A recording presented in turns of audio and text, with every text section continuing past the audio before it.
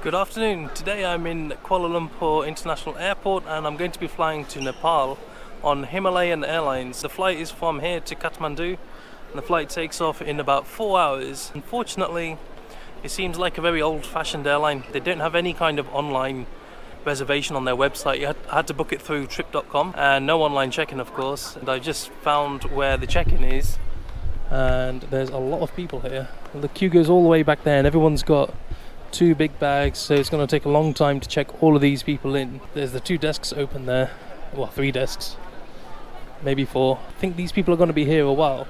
It's 2:30, so we've still got 3.5 hours, and I think the flight's at 6:10.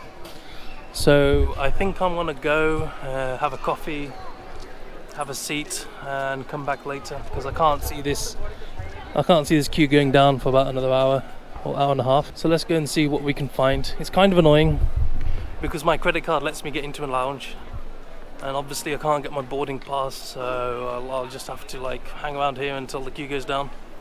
So let's go and have a look at what we can find. So on floor 2 they have this thing called Food Garden where there seems to be a lot of restaurants selling all sorts of different things. I didn't eat any breakfast. This is my lunch, I guess. Now this is pasta, Korean cuisine.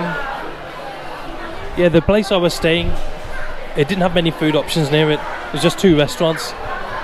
So I would have taken some transport to somewhere else to eat because the 2 restaurants that were nearby didn't look very good. So we've got donuts, chicken rice, some kind of wok,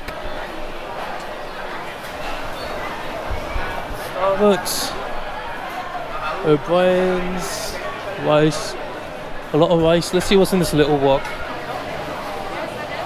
It's like fried noodles and stuff. It's cheap though. Every meal is less than $5 here. Chicken with noodles, mixed rice, a lot of rice in Malaysia. Wong tofu, I've no idea what that is. O'Brien's Irish Sandwich Cafe. I ended up going for this chicken rendang and it cost me 20 Malaysian ringgits. I managed to get to the lounge. That was an ordeal. And they wouldn't let me take my carry-on onto the plane because it was too heavy. The weight limit is 7 kilos and it was 10 kilos. If you're from Europe, the norm is 10 kilos. Some airlines just don't mind how heavy it is as long as you can pick it up and walk around with it. So I had to check in my bag, and to check in my bag I had to repack my bag. I actually have a spare folding bag that for instances like this where I suddenly need to put all my stuff into another bag. So to decant my stuff, all my valuables, my laptop, etc. into the second bag and then check in my bag. And checking queue, as you saw, was horrendous and it was just an ordeal. Managed to get all that done. Got into the lounge and I'm just sitting here now. Got another 20 minutes until my flight, so I'll catch up with you guys when I get on the plane. Boarding was also a bit chaotic. They began harassing customers at the gate. Each passenger was required to weigh their carry-on again. Didn't they do this at check-in? One thing about carriers like this is that they have no respect for your time whatsoever. They are happy to have you waiting in queues all day to fulfill their own requirements. Boarding was women first, so at this point all the women have boarded and there is just men left. Another thing I noticed that when I got on the aircraft that women and men were seated separately. Women were all in the first 10 or so rows and then men at the back. On-board comfort was non-existent, the seating was poor and the legroom was terrible. And there was no in-flight entertainment whatsoever apart from a couple of magazines. I was actually surprised to be served a complimentary meal and this was just beans and rice. And I was given 1 bottle of water to share with my neighbour. When landing they dimmed the cabin lights, but all of the passengers decided to put the reading lights on instead. I've never seen that before. I passed immigration, I passed customs and everything, and now I need to get a taxi to my hostel, but there should be a prepaid taxi counter, I think.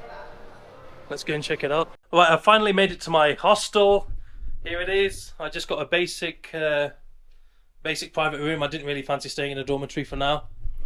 So the airport was a bit of a palaver. I didn't really take any videos as it's not good to take videos where they're doing immigration and customs and stuff. It is a bit of an ordeal. You have to, after immigration, you've paid for your visa, etc. You then go through to immigration and then after that you go downstairs. There you have to get your hand carry scanned and then you pick up your check-in and then get that scanned if they ask you to. After that I got some money exchanged. I changed about £20 into rupees and then went to the prepaid taxi coupon desk, which is just after the little exchange booths. You'll see it. And there you prepay for taxis. So you tell them where you want to go. they'll give you the price, and then they give you a little pink slip, and that pink slip acts as your payment to the taxi driver. So you go to the taxi driver, give him the little pink thing, and he will take you straight to your destination. He brought me straight here. It was only a 15-minute ride. It's about 11:30, I think it is now. So it was pretty late at night. Everything was closed. I'm quite tired as well. It's been a long travel day. I want to head to bed. Thank you ever so much for watching. I hope you enjoyed watching this video. There's a fair bit more Nepal content coming up. And don't forget to like and subscribe. It would really help me out. And I'll catch up with you guys next time.